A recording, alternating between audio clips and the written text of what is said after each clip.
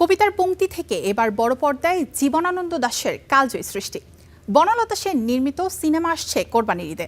দীর্ঘ অপেক্ষার পর অবশেষে মুক্তির ঘোষণা দিলেন নির্মাতা। কবিতার আবহ, রহস্য আর ভালোবাসার গল্পে নির্মিত ওই সিনেমা ঘিরে দর্শকদের আগ্রহ এখন তুঙ্গে। আমি ক্লান্ত প্রাণ এক, চারিদিকে জীবনের সমুদ্র সফেন, আমারই দুদণ্ড শান্তি দিয়েছিল নাটোরের বনলতা সেন।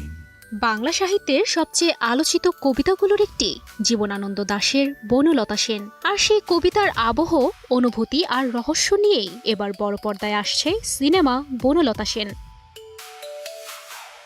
গত 15 মে সামাজিক মাধ্যমে সিনেমাটির পোস্টার প্রকাশ করে অভিনেত্রী মাসুমা রহমান নাবিলা লিখেন, না, এ কোনো যন্তর মন্তর ঘর নয়, যে ঘরের চাবি আছে তবুও তালা খোলার পথ নেই। কে থাকে সেই ঘরে?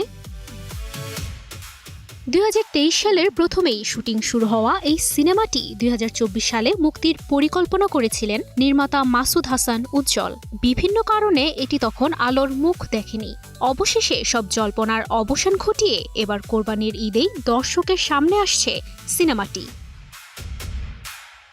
সিনেমায় নাম ভূমিকায় অভিনয় করেছেন মাসুমা রহমান নাবিলা, আর কবি জীবনানন্দ দাশের চরিত্রে দেখা যাবে অভিনেতা খায়রুল বাশারকে। সিনেমাটি নিয়ে বেশ উচ্ছ্বসিত নাবিলা।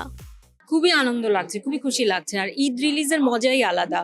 আমার সেকেন্ড সিনেমা তুফান ঈদে রিলিজ পেয়েছিল, সেটাও কোরবানি ঈদে।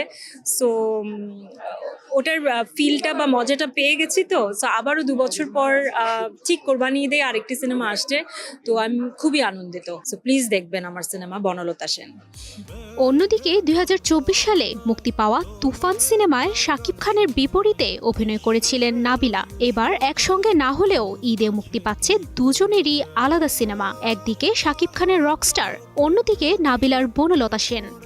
প্রত্যেক সিনেমায় ওনার এক একটা লুক আসলে আমাদেরকে অনেক চমকে দেয়।